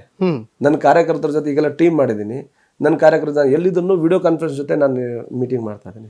ವಿಡಿಯೋ ಕಾನ್ಫರೆನ್ಸ್ ಸ್ಟಾರ್ಟ್ ಆಗಿದ್ದು ಕೋವಿಡ್ ಆದ್ಮೇಲಿಂದ. ಈಗ ಯಾರೋ ಬ್ಯೂರೋಕ್ರೇಟ್ಸ್ ಮಾಡ್ತಿದ್ದಾರೆ, DC ಗಳು, ಪ್ರಿನ್ಸಿಪಲ್ ಸೆಕ್ರೆಟರಿಗಳು ಮಾಡ್ತಿದ್ದಾರೆ.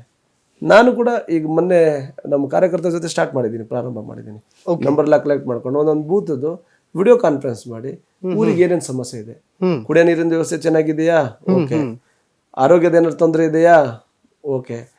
ದೇವ್ರಿಗೆ ಈಗೇನಾದ್ರು ಬರೋ ಜಾತ್ರೆಗಳಿಗೆಲ್ಲ ರೋಡು ತೇರಿಗಿರಿ ಇಳೋಕ್ಕೆಲ್ಲ ಜಾಗ ಈಗ ಎಲ್ಲ ಓಕೆನಾ? ಓಕೆ. ಇಲ್ಲ ಏನಾದ್ರು ತೊಂದರೆ ಇದೆ ಅಂದರೆ ಇಮಿಡಿಯೇಟ್ಲಿ ಹೇಳ್ತಾರೆ. ಅಲ್ಲಿ no doubt immediately I will talk to concern persons.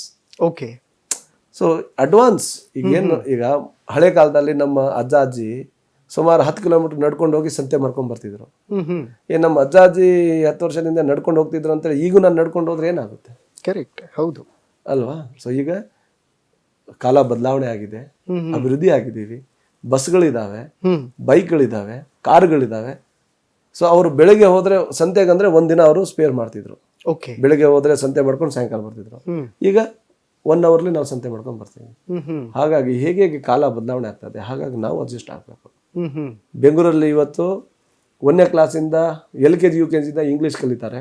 ಹೌದು. ಜಗತ್ತಿನ ಎಲ್ಲ ನಾಲೆಜ್ಗಳು ಇಲ್ಲಿ ಕೊಡ್ತಾರೆ. ನಮ್ಮ ಹಳ್ಳಿ ಹುಡುಗರಿಗೆ ಅವರು 5ನೇ ಕ್ಲಾಸ್ ಆದ್ಮೇಲೆ ಇಂಗ್ಲಿಷ್ ಕಲಿತಾರೆ. ಆ ಹಳ್ಳಿ ಬಿಟ್ಟು ಬೇರೆ ಅಂತದೊಂದು ಏನು ಅವ್ರಿಗೆ ಎಕ್ಸ್ಪೋಜರ್ ಇರಲ್ಲ. ನಾಳೆ ಬೆಂಗಳೂರಲ್ಲಿ ಓದೋ ಹುಡುಗರಿಗೆ ಅವ್ರು ಹೇಗೆ ಕಾಂಪಿಟೇಷನ್ ಮಾಡಕ್ ಸಾಧ್ಯ? ಕರೆಕ್ಟ್ ಅಲ್ವಾ? ಸೊ ಇವ್ರಿಗೆ ಏನು ಇಲ್ಲಿ ಫೆಸಿಲಿಟಿ ಸಿಗುತ್ತೆ? ನನ್ನ ಕಾನ್ಸೆಪ್ಟ್ ಅಷ್ಟೇ. 2-3 ಲಕ್ಷ ಕೊಟ್ಟು ಖಾಸಗಿ ಶಾಲೆಯಲ್ಲಿ ಏನು ಓದ್ತಾರೆ, ಅದೇ ತರ ಎಜುಕೇಶನ್ ಮತ್ತೆ ಆ ವಾತಾವರಣ ನನ್ನ ಊರಲ್ಲಿ, ಗ್ರಾಮದಲ್ಲಿ, ಆ ಗೌರ್ಮೆಂಟ್ ಶಾಲೆಯಲ್ಲಿ ಸಿಗ್ಬೇಕನ್ನೋದು. ಅದೇ ಶಿಕ್ಷಣ, ಅದೇ ವಾತಾವರಣ. ಓಕೆ ಸರ್, ಒಂದು ಇನ್ಸಿಡೆಂಟ್ ಆಗಿತ್ತು. ಲೈಕ್ ನೀವು ಒಂದು ಕಾಲೇಜಿಗೆ ವಿಸಿಟ್ ಮಾಡ್ತೀರಿ, ಸಿಲೆಬಸ್ ಬುಕ್ ಏನೋ ಇನ್ನೂ ಇಶ್ಯೂನೇ ಆಗಿರ್ಲಿಲ್ಲ ಅಂತ ಹೇಳಿ ನೀವೇ ಓನ್ ದುಡ್ಡಲ್ಲೆಲ್ಲ ಕೊಡಿಸಿದ್ರು ಆ ಟೈಮಲ್ಲಿ. ಸೊ ಇದೆಲ್ಲ ಹೇಗೆ ತಮಗೆ ಇನ್ಫಾರ್ಮೇಶನ್? ಅಲ್ಲ ಏನ್ ಪ್ರಸಂಗ ಅದು? ನಾನು ಇಟಲಿ ಅದೇ ಓದ್ತಾ ಇರ್ತೀನಿ. ಏನೋ ಫಂಕ್ಷನಿಗೆ ಅಂತೇಳಿ ಹೋಗ್ತೀನಿ ಆ ಶಾಲೆಗೆ. ಏನೋ ಸಣ್ಣ ಫಂಕ್ಷನ್. ಅಲ್ಲಿ ನಮ್ಮೂರವ್ರಿಗೆ ಏನೋ ಓದಿ ಇಂಜಿನಿಯರ್ ಆಗಿ ವಿದೇಶದಲ್ಲಿ ಇರ್ತಾನೆ, ಅವ್ರಿಗೊಂದು ಹೆಮ್ಮೆ, ವಿದೇಶದಲ್ಲಿ ಇರ್ತಾನೆ ಅಂತ ಹೇಳಿ. ಓಕೆ. ಅವ್ರು ನನಗೆ ಬಂದು ಇನ್ವೈಟ್ ಮಾಡ್ತಾರೆ. ನನ್ನ ಫ್ರೆಂಡ್ ಶ್ರೀಕಾಂತ್ ಅಂತೇಳಿ, ಅವ್ರ ಬಾರ್ಬರ್ ಶಾಪ್ಸ್ ಇದೆ. ಅವರು ಆ ಶಾಲೆ ಜೊತೆ ಒಳ್ಳೆ ಒಡನಾಟ ಇರುತ್ತೆ. ಅವರು ನಾನು ಹೋಗ್ತೀನಿ ಕಟಿಂಗ್ ಮಾಡೋ ಟೈಮಲ್ಲಿ, ಅಣ್ಣ ಹಿಂಗೆ ಆ ಶಾಲೆಯಲ್ಲಿ ಒಂದು ಫಂಕ್ಷನ್ ಇದೆ, ತಾವು ವಿದೇಶದಲ್ಲಿ ಇದ್ದೀರಿ, ತಾವು ಬಂದು ಹೋದ್ರೆ ಹುಡುಗರು ಇನ್ಸ್ಪೈರ್ ಆಗ್ತಾರೆ. ಹೌದು, 100%. ಅದಕ್ಕೆ ನಾನು ಓಕೆ ಖಂಡಿತವಾಗಿ ಅಂತೇಳಿ ನಾನು ಮನೆಗೆ ಹೋಗಿ ರೆಡಿಯಾಗಿ ಹೋಗ್ತೀನಿ.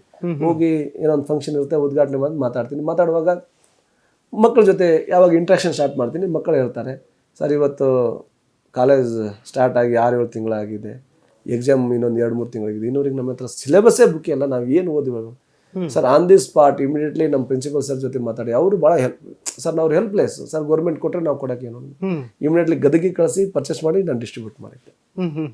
ಓಕೆ. ಸೊ ಥ್ಯಾಂಕ್ ಯು ತಾವು ಅದನ್ನು ನೆನೆಸಿದ್ದಕ್ಕೆ. ಅಲ್ಲ ಅಂದ್ರೆ ಲೈಕ್ ಫ್ಯೂಚರ್ ರೆಡಿ ಆಗೋದೇ ಸ್ಕೂಲ್ಗಳಲ್ಲಿ ಅಂತ ನಾವು ಹೇಳ್ತೀವಲ್ಲ. ಸೊ ಆ ಫ್ಯೂಚರ್ ಸ್ಪಾಯ್ಲ್ ಆಗಬಾರ್ದು ಅನ್ನುವಂತ ಇಂಟೆನ್ಷನ್ ಇತ್ತಲ್ಲ. So that is great. ಅದು ಬೇಕಾಗಿತ್ತು ನಮಗೆ ಆಕ್ಚುಲಿ. ಸರ್, ಇನ್ಫ್ಯಾಕ್ಟ್ ನಿಮ್ಮ ಪತ್ನಿ ಪ್ರತಿಭಾ ಅವ್ರ ಬಗ್ಗೆನೂ ಮಾತಾಡಲೇಬೇಕು. ಯಾಕೆಂತಂದ್ರೆ ತುಂಬಾ ಕಡಿಮೆ ಹೆಣ್ಮಕ್ಳು ರಾಜಕೀಯದಲ್ಲಿ ತಮ್ಮ ಹಸ್ಬೆಂಡ್ಸ್ ಬಂದಾಗ ಹೆಗಲಿಗೆ ಹೆಗಲು ಕೊಟ್ಟು ಕೆಲಸ ಮಾಡೋದು. ಲೈಕ್ ಅವ್ರದ್ದು ಕಾಂಟ್ರಿಬ್ಯೂಷನ್ ಹೇಗೆ ನಿಮ್ಮ ಪೊಲಿಟಿಕಲ್ ಜರ್ನಿಗೆ ಅಂತ?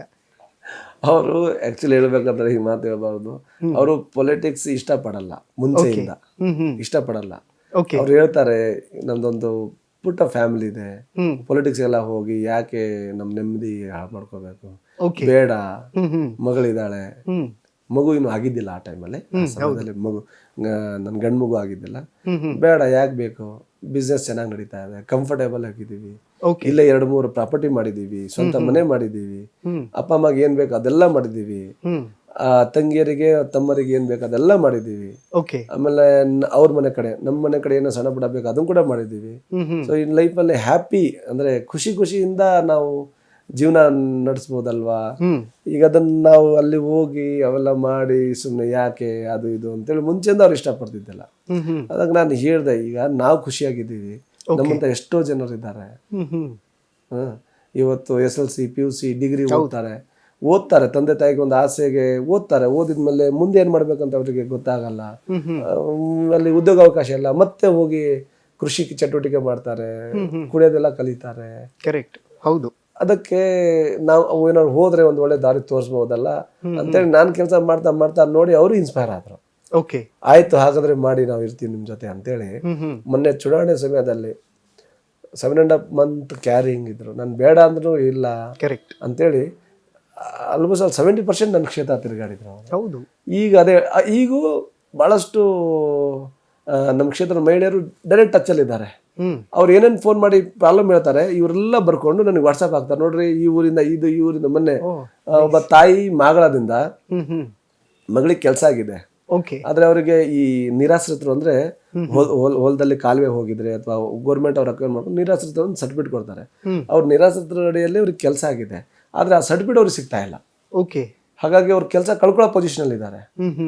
ಅವರು 2-3 ಟೈಮ್ ನನಗೆ ಅಪ್ರೋಚ್ ಮಾಡಿದ್ದಾರೆ. ಪಾಪ ನನ್ನ ನಂಬರ್ ಇತ್ತ ಇಲ್ಲ ಗೊತ್ತಿಲ್ಲ. ಓಕೆ.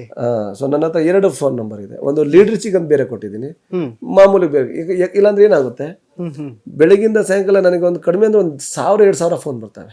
ಓಕೆ. ಸೊ 1,000 ಮಾಡ್ತೀರಿ ಎಲ್ಲ 1,000-2,000 ಫೋನ್ ಸ್ಟಾರ್ಟಿಂಗ್ ಅಲ್ಲಿ ಅಟೆಂಡ್ ಮಾಡಕ್ ಹೋದೆ, ಬೇರೆ ಏನು ಕೆಲಸ ಆಗ್ಲಿಲ್ಲ. ಹಾಗಾಗಿ ಏನ್ ಮಾಡಿದೆ, 2 ನಂಬರ್ ಮಾಡ್ಕೊಂಡೆ.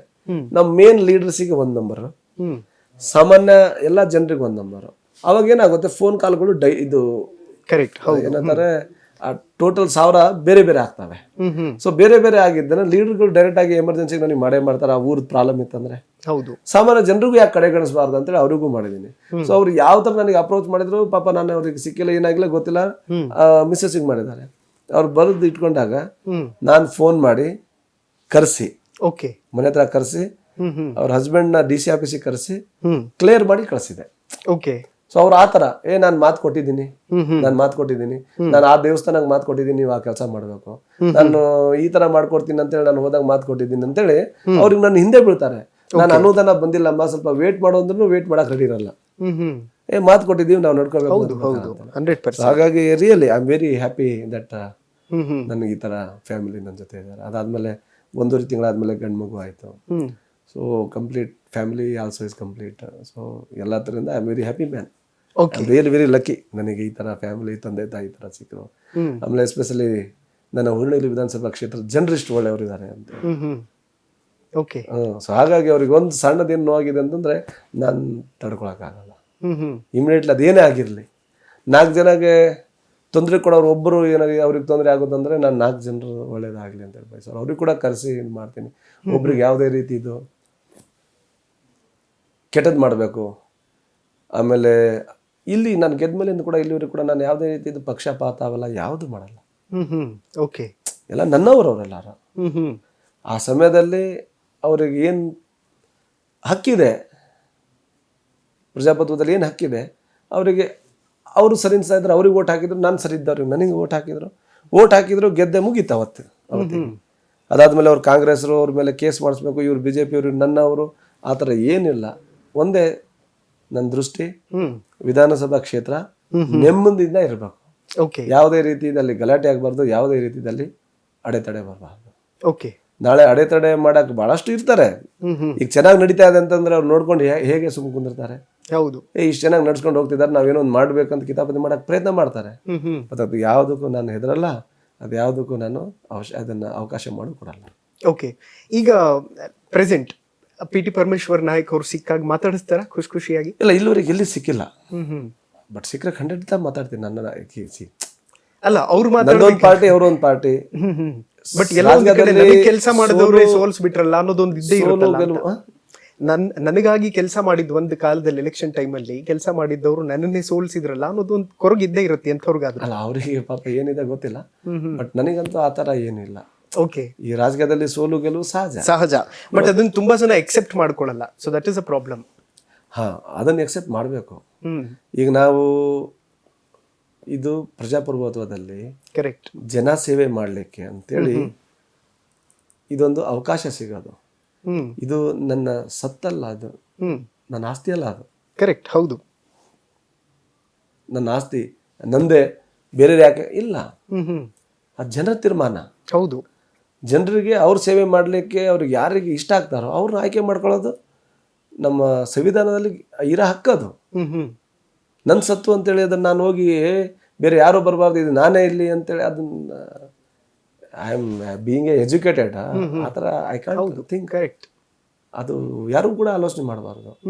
ಅವಕಾಶ ಸಿಕ್ಕಿದೆಯಾ, ನಿಮ್ಮ ಅವಕಾಶದಲ್ಲಿ ನೀವು ಏನು ಮಾಡ್ತೀರಾ ಅದು ಪರ್ಫಾರ್ಮ್ ಮಾಡಿ ತೋರಿಸಿ. ಹೌದು, ಮತ್ತೆ ನಿಮ್ಗೆ ಅವಕಾಶ ಸಿಗುತ್ತೆ.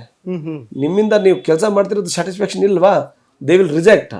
ಅದನ್ನ ಖುಷಿಯಿಂದ ಒಪ್ಕೊಳ್ಳಿ, ನೀವೆಲ್ಲ ತಪ್ಪು ಮಾಡಿದ್ದೀರಿ. ಹಾಗಾಗಿ ನಾನು ಈಗೂ ನಮ್ಮ ಕಾರ್ಯಕರ್ತರಿಗೆ ಹೇಳ್ತಿರ್ತೀನಿ, ಸಮಯವನ್ನು ವ್ಯರ್ಥ ಮಾಡಬೇಡಿ. ಆಲ್ರೆಡಿ 7 ತಿಂಗಳ ಮುಗಿದು 8ನೇ ತಿಂಗಳ ಬಂದಿದೆ. ಹೌದು. ಅದೇ ಮಾತಾಡೋದು, ಅದೇ ನಿಮ್ಮ ಊರದ್ದು ಸಣ್ಣ ಪುಟ್ಟ ಇಶ್ಯೂಗಳು, ಆಮೇಲೆ ಪಾರ್ಟಿಯಲ್ಲೇ ಎರಡೆರಡು ಗ್ಯಾಂಗ್ ಮಾಡ್ಕೊಂಡು ಅನ್ನೆಸೆಸರಿ ಅವೆಲ್ಲ ದಯಮಾಡಿ ಮಾಡಬೇಡಿ. ಸಮಯ ಕಡಿಮೆ ಇದೆ, ಕೆಲಸ ಮಾಡಿ. ನಾವೀಗ ಕೊಟ್ಟಿದ್ದ ಅವಕಾಶ ಜೀವನ ಪೂರ್ತಿ ನಾವು ಆಲೋಚನೆ ಅಂದ್ರೆ ಚಿಂತೆ ಮಾಡತಾ ಆಗಿರ್ಬಾರ್ದು, ನನಗೆ ಸಿಕ್ಕಿದ್ದ ಅವಕಾಶ ನಾನು ಬಳಸ್ಕೊಳ್ಳಿಲ್ಲ ಅಂತೇಳಿ. ಹಾಗಾಗಿ ಹೀಗೆ ಬಳಸ್ಕೊಳ್ಳೋಣ. ಮುಂದೆ ಏನಿದೆ ಗೊತ್ತಿಲ್ಲ, ಮುಂದೆ ನನಗೆ ಕಂಟಿನ್ಯೂ ಮಾಡ್ಬೋದು ಅಥವಾ ರಿಜೆಕ್ಟ್ ಮಾಡ್ಬೋದು ಅಲ್ವಾ. ಹೌದು, ಯಾವ್ದು ಬರೆದು ಕೊಟ್ಟಿಲ್ಲ ಅಲ್ವಾ. ಹೌದು. ನಾನು ಎಲ್ಲಾ ಜನರಿಗೆ ಸ್ಯಾಟಿಸ್ಫೈ ಮಾಡ್ಬೋದು, ನನ್ನ ಕಡೆಯಿಂದ ಸ್ಯಾಟಿಸ್ಫೈ ಮಾಡಕ್ ಆಗ್ಲಿಕ್ಕಿಲ್ಲ, ದೇವರನ್ನೇ ಮೆಚ್ಚಕ್ಕಾಗಲ್ಲ ಅಲ್ವಾ. ಸೊ ಈ ಥರದಲ್ಲಿ ಅದು ನನ್ನ ಕ್ಷೇತ್ರ, ನಾನೇ ಗೆಲ್ಬೇಕು, ನನ್ನವರೇ ಆ ಥರ ಮಾಡೋಕ್ಕೆ ಯಾರಿಗೂ ಹಕ್ಕಿಲ್ಲ. ಕರೆಕ್ಟ್. ಹೌದು ಸರ್. ಇನ್ಫ್ಯಾಕ್ಟ್ ಬರಪೀಡಿತ ಪ್ರದೇಶ ಅಂತ ಘೋಷಣೆ ಮಾಡಬೇಕು ಅಂತ ಕೂಡ ಆಗ್ರಹ ಮಾಡಿದ್ರಿ. ಲೈಕ್ ಏನೆಲ್ಲ ಸಮಸ್ಯೆ ಇದೆ ಅಂತ? ಬಸ್ ಏನಾಗಿದೆ, ನಾನು ಗೆದ್ದಿದ ಮೇಲೆ ಫಸ್ಟು ಸೆಷನ್ ಅಟೆಂಡ್ ಆಗಿ ಆ ಕ್ಷೇತ್ರದ ಕುಂದುಕೊರತೆಗಳು ಏನಿದಾವೆ ಸರ್ಕಾರಕ್ಕೆ ಫಸ್ಟ್ ಸಬ್ಮಿಟ್ ಮಾಡಿದೆ ನಾನು. Okay. I submitted complete what are the problems ಅಲ್ಲಿ ಏನಿದೆ ಅಂತೇಳಿ ಸಬ್ಮಿಟ್ ಮಾಡಿದ್ಮೇಲೆ ರಿಟರ್ನ್ ಹೋದೆ. ಪ್ರತಿಯೊಂದು ಹಳ್ಳಿ ಕ್ಯಾನ್ವಾಸ್ ಟೈಮಲ್ಲಿ 2 ಹಳ್ಳಿ ಬಿಟ್ಟಿದ್ದೆ, ಅವು ಬಿಡಲಿಲ್ಲ ನಾನು ಅಭಿನಂದನಾ ಕಾರ್ಯಕ್ರಮಕ್ಕೆ. ಪ್ರತಿಯೊಂದು ಹಳ್ಳಿ ಹೋದ್ರೆ ಸ್ಟೇಜಿಗೆ ಹೋಗೋದು, ಭಾಷಣ ಮಾಡೋದು, ಬರೋದು ಅದಲ್ಲ. ಓಣಿಗೆ ಹೋಗಿದ್ದೀನಿ. ಓಕೆ. ಸ್ಕೂಲ್ ವಿಸಿಟ್ ಮಾಡಿದ್ದೀನಿ, ಆ ಊರು ಕಂಪ್ಲೀಟ್ ನೋಡಿದ್ದೀನಿ. ಓಕೆ. ಅಟ್ಲೀಸ್ಟ್ ನನಗೆ ಐಡಿಯಾ ಬರ್ಬೇಕಲ್ಲ ಈ ಊರಿಗೆ ಏನು ಅವಶ್ಯಕತೆ ಇದೆ ಅಂತೇಳಿ. ಸೊ ಆ ಸಮಯದಲ್ಲಿ ನಾನೆಲ್ಲ ಕಡೆ ಓಡಾಡಿ ನೋಡಿ ಏನೇನಿದೆ ಅಂತೇಳಿ ಅಲ್ಲಿ ಜನರ ಹತ್ರ ನಾನು ಇದು ತಗೊಂಡೆ, ನಿಮ್ಮ ಊರಿನ ಕುಂದುಕೊರತೆಗಳು ಕೊಡಿ ಅಂತೇಳಿ. ಇದರಲ್ಲಿ ಪ್ರಿಯಾರಿಟಿ ವೈಸ್ ಕೊಡಿ ಅಂತ ಕೇಳಿದೆ. ಆ ಪ್ರಿಯಾರಿಟಿ ವೈಸ್ ನಾನು ಬುಕ್ಲೆಟ್ ಮಾಡ್ಕೊಂಡೆ.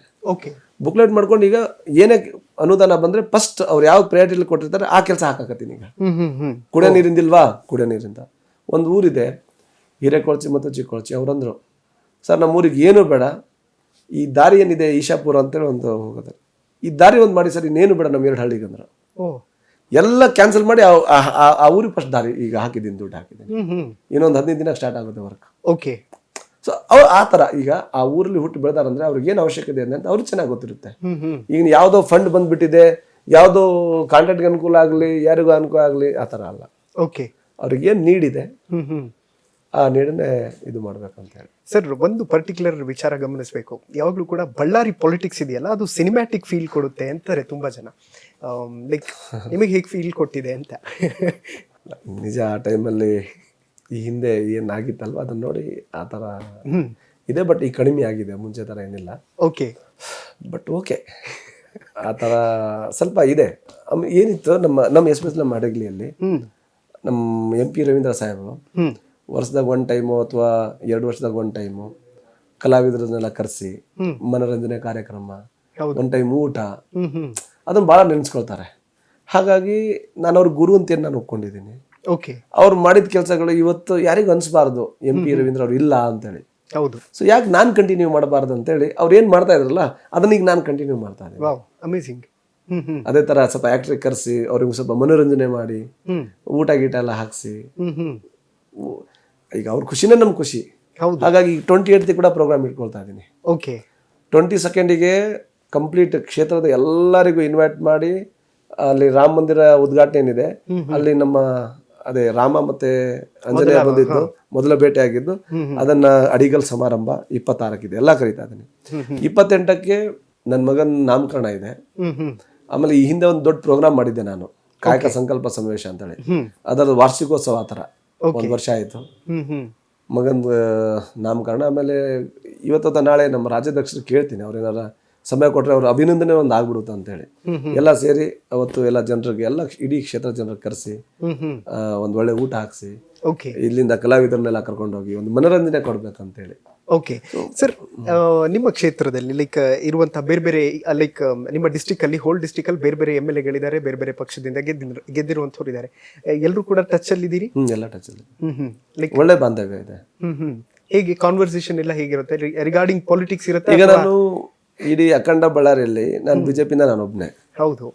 ಪಕ್ಕದಲ್ಲಿ ಅದೇ ನಮ್ಮ ಅಕ್ಕ ಅವರು ಇದರಿಂದ ಹಾಕಿದ್ದಾರೆ, ಇಂಡಿಪೆಂಡೆಂಟ್ ಲತಾ, ಈಗ ಕಾಂಗ್ರೆಸ್ ಜೊತೆ ಇದ್ದಾರೆ. ಓಕೆ. ಇಲ್ಲಿ ಪಕ್ಕ ಕ್ಷೇತ್ರದಲ್ಲಿ ನೇಮರಾಜ್ ನಾಯಕ್ ಅಂತ JDS ಇಂದ ಹಾಕಿದ್ದಾರೆ. ಹೌದು. ಕೂಡ್ಲಿಗಿಲ್ಲಿ ನಮ್ಮ ಡಾಕ್ಟರ್ ಕಾಂಗ್ರೆಸ್ ಇಂದ ಹಾಕಿದ್ದಾರೆ. ಆಮೇಲೆ ಹೊಸಪೇಟೆಯಲ್ಲಿ ಕೂಡ ಕಾಂಗ್ರೆಸ್ ಅಲ್ಲಿ ಇದ್ದಾರೆ. ಹಿಂದೆ ನಾನು ಕಾಂಗ್ರೆಸ್ ಅಲ್ಲಿ ಇದ್ದಾಗ ಒಳ್ಳೆ ಯಾರು ನಮ್ಮ ಹೊಸಪೇಟ್ MLA ಸಾಹೇಬ್ರ ಜೊತೆ ಗವಿಯಪ್ಪ ಸಾಹೇಬ್ರ ಜೊತೆ ಈ ಹಿಂದಿಂದ ಕೂಡ ಅವ್ರ ಮಗ ನನಗೆ ಯೂತ್ ಕಾಂಗ್ರೆಸ್ ಎಲೆಕ್ಷನ್ ಮಾಡಿದ್ದು ಆ ಬಾಂಧವ್ಯ ಈಗೂ ಅದೇ ತರ ಫ್ರೆಂಡ್ಶಿಪ್ ಇದೆ.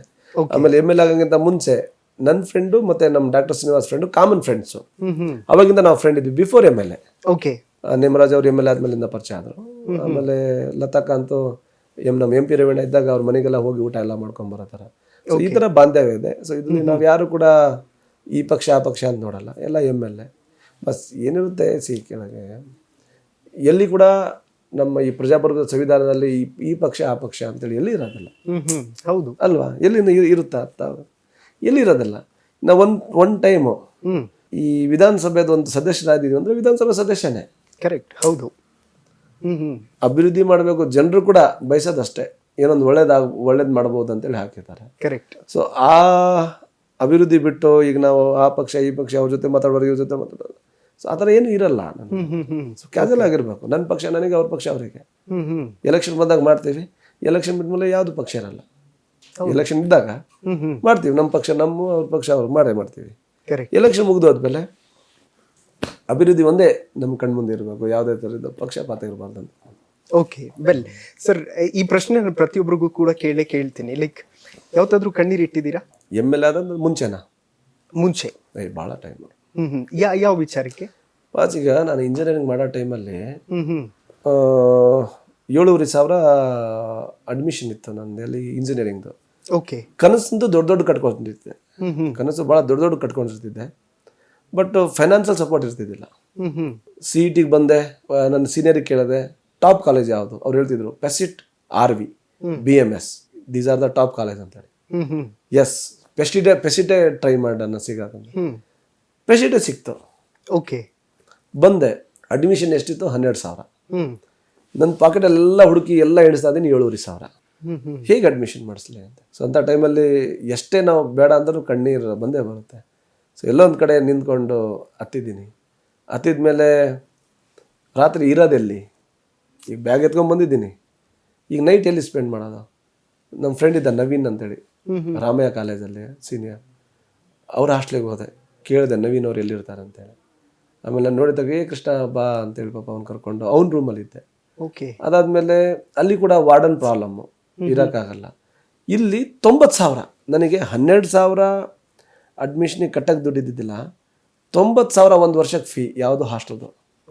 ಅದು ಪಾಸಿಬಲ್ ಅಲ್ಲ, ಇದು ಇಂಪಾಸಿಬಲ್ ಅದು.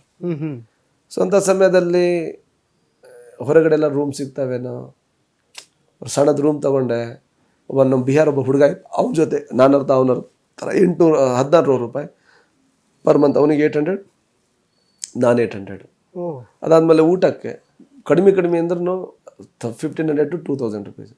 ಸೊ ನನಗೆ ಪ್ರತಿ ತಿಂಗಳ 3,000 ರೂಪಾಯಿ ನನಗೆ ಖರ್ಚಿತ್ತು. ಸೊ 3,000 ರೂಪಾಯಿ ಊರಿಂದ ಹೇಗೆ ತಗೊಳಕ್ಕೆ ಸಾಧ್ಯ? ಈಗೂ ನೆನ್ಸ್ಕೊಳ್ತೀನಿ ಪಾಪ. ಇವತ್ತಿಲ್ಲ ಅವರು, ರಾಮ್ ಸಿಂಗ್ ಅಂತೇಳಿ ಒಂದು ಸಣ್ಣ ಢಾಬಾ. ಅವ್ರು ನನಗೆ ಹೇಳಿದರು, ನಿನ್ನ ಹತ್ರ ಯಾವಾಗ ದುಡ್ಡು ಇರುತ್ತೆ ಅವಾಗ ಕೊಡು, ಉಪವಾಸ ಇರಬೇಡ. ಅವ್ನಿಗೆ ಹೆಂಗೆ ಗೊತ್ತಾಯ್ತು, ಉಪವಾಸ ಇರಬೇಡ, ನಿನ್ನ ಹತ್ರ ಒಂದು ಬುಕ್ ಮಾಡ್ಕೊ, ನೀನು ಊಟ ಮಾಡಿ ಬರ್ರಿ, ನಿನಗೆ ಯಾವಾಗ ಬರುತ್ತೆ ಅವಾಗ ಕೊಡು, ಉಪವಾಸ ಇರಬೇಡ ಅಂತ. ಸೊ ಅಂಥ ಸಮಯದಲ್ಲಿ ಭಾಳಷ್ಟು ನಾವು ಅದು ಬೇಡ ಅಂದ್ರೂ ಕಣ್ಣೀರು ಬಂದೇ ಬರ್ತಿತ್ತಲ್ವ. ಆದರೂ ನಾನು ಛಲ ಬಿಡ್ತಿದ್ದಿಲ್ಲ.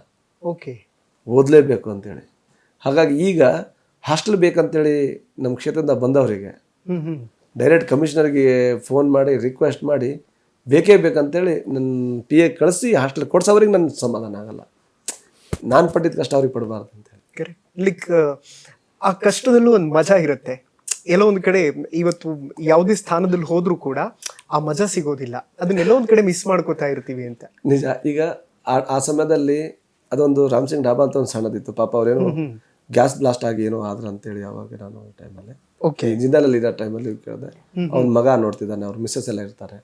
ಆಮೇಲೆ ರೋಡ್ ದಾಟಿದ ತಕ್ಷಣ ಮೇಲೆ ಒಂದು ಸಣ್ಣದು ಮಿಲಿಟ್ರಿ ಹೋಟ್ಲ್ ಇತ್ತು. ಓಕೆ.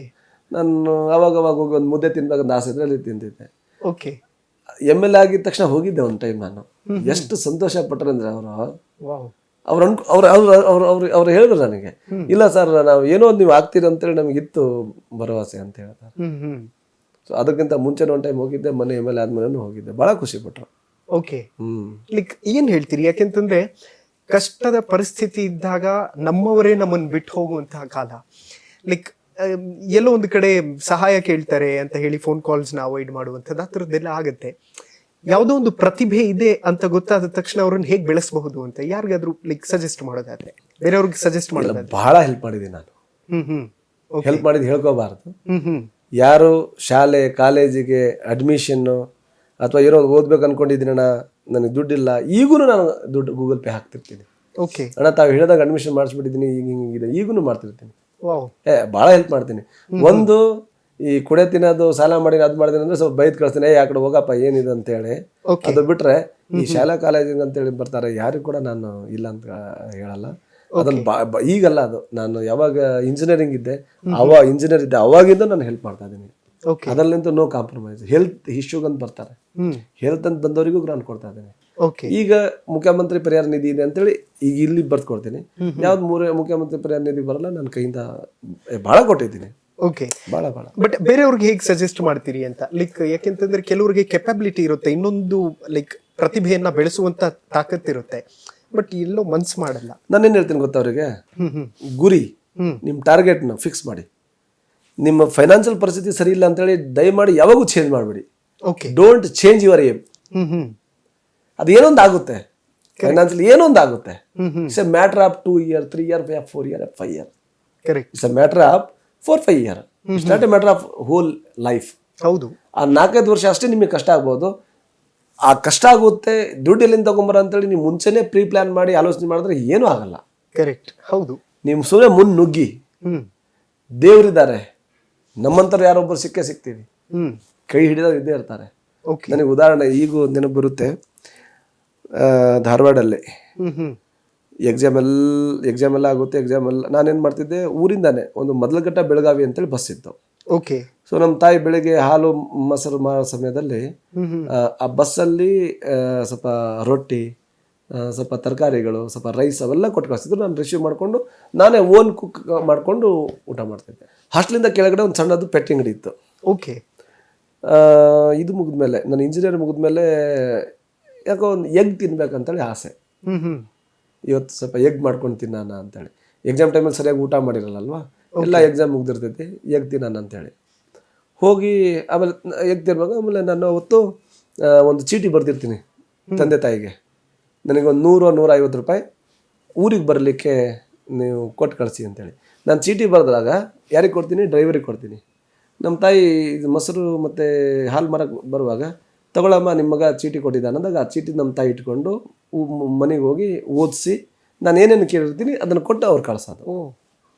ಅವ್ರಿಗೆ ಏನಾರು ಬೇಕಂದ್ರೆ ಅವ್ರೊಂದು ಚೀಟಿ ಬರೆದು ಅದು ಬುತ್ತಿಲಿ ಇಡ್ತಿದ್ರು, ನಾನು ಆ ಚೀಟಿ ಓದ್ಕೊಳ್ತಿದ್ದೆ. ಸೊ ನಾನು ಒಂದು 100-150 ರೂಪಾಯಿ ನನಗೆ ಬರಲಿಕ್ಕೆ ದುಡ್ಡಿಲ್ಲ, ನೀವು ಒಂದು ಕೊಟ್ಟು ಕಳಿಸಿದ್ರೆ ನಾನು ಬಸ್ ಚಾರ್ಜಿಗೆ ಹಾಕೊಂಡು ಬರ್ತೀನಿ ಅಂತೇಳಿ ಚೀಟಿ ಬರೆದು ಕೊಟ್ಟಿರ್ತೀನಿ. ಅದೇ ಸಮಯದಲ್ಲಿ ಒಂದು 50 ರೂಪಾಯಿ ಜಾಸ್ತಿ ಇಸ್ಕೊಂಡು ಕೇಳಿರ್ತೀನಿ. ಅಲ್ಲಿ ಹೋಗಿ ಅಂಗಡಿಗೆ ಹೋಗಿ ಹೇಳ್ತೀನಿ, ಸರ್ ನಾಳೆ ನನಗೆ ಬೆಳಿಗ್ಗೆ ಬರುತ್ತೆ ದುಡ್ಡು, ನಾಳೆ ನಿಮ್ಮದು ಅದೇನಿದೆ ಬಾಕಿ ಕೊಡ್ತೀನಿ, ನನಗೊಂದು 4 ಇದು ಮೊಟ್ಟೆ ಬೇಕು, ತತ್ತಿ ಎಗ್ ಬೇಕು ಅಂತ ಹೇಳ್ತೀನಿ. ಬೆಳಿಗ್ಗೆ ಬಂದ್ಬಿಡುತ್ತೆ 11 ಬಸ್ ಬಂದ ತಕ್ಷಣ ದುಡ್ಡು ಬರುತ್ತೆ, ನಾಳೆ ಬೆಳಿಗ್ಗೆ ಇವತ್ತು ಕೊಡಿ ಸರ್ ಅಂತ ಕೇಳ್ತೀನಿ. ಇಲ್ಲ ಕೊಡೋಕ್ಕಾಗಲ್ಲ ನಡ್ರಿ ಅಂತ ಮತ್ತೆ ನಡ್ಕೊಂಡು ಹೋಗ್ತಿರ್ತೀನಿ. ಯಾರೊಬ್ಬ ಪುಣ್ಯಾತ್ಮ 1 ಡಜನ್ ಎಗ್ ತೊಗೊಂಬಂದು ನನಗೆ ಕೊಡ್ತಾನೆ. ಅವನಲ್ಲೇ ಎಲ್ಲಿ ಸಿಗರೇಟ್ ಏನೋ ಸೇರ್ತಾ ಇದ್ದಂತೆ, ಮಿಲಿಟ್ರಿ ಮ್ಯಾನ್ ಅಂತೆ.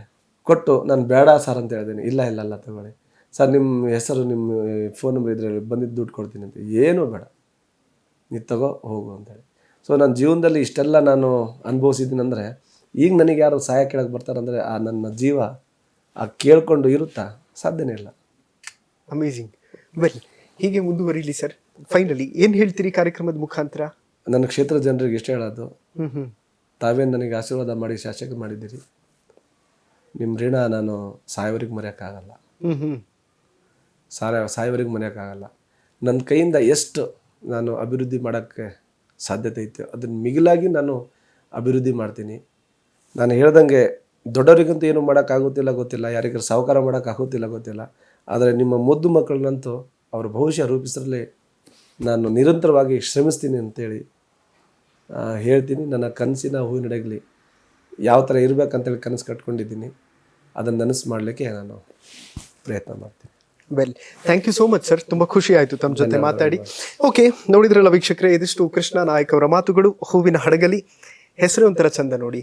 ಹೆಸರಲ್ಲೇ ಹೂವಿದೆ, ಹೂವಿನಂತ ಮೃದು ಮನಸ್ಸು ಮತ್ತು ಆ ಘಮ ಇದೆಯಲ್ಲ, ಹೂವಿನ ಘಮ ಅದು ಅಭಿವೃದ್ಧಿಯ ಮೂಲಕ ಪಸರಿಸಲಿ ಅನ್ನುವಂಥದ್ದು ನಮ್ಮ ಆಶಯ. ನೋಡ್ತಾ ಇರಿ ನ್ಯಾಷನಲ್ ಟಿವಿ. ನಾನು ಸೈಯದ್ ಹಿದಾಯತ್.